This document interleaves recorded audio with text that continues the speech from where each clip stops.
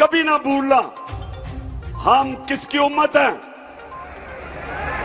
नबी सल्लल्लाहु अलैहि वसल्लम दुनिया का सबसे अजीम लीडर, हम उसकी उम्मत हैं। और ये लोग जो ऊपर बैठाए हैं हमारे, जरा वो मिनिस्टर का बताएं, जरा वो क्या कह रहा है ख्वाजा आसिफ। अमेरिका जो है अगर जो है वो चाहे तो इस वक्त पाकिस्तान के लिए इतनी माशी जो है डिफिकल्टीज क्रिएट कर सकता है कि मैं समझता हूँ कि हो सकता है हम जो हमारा ऑयल बिल जो है अदा करने के लिए हमारे पास पैसे ना रहे। ऑलरेडी जो माशी हालात जो है हमारे इंतहाई मखदूश हैं।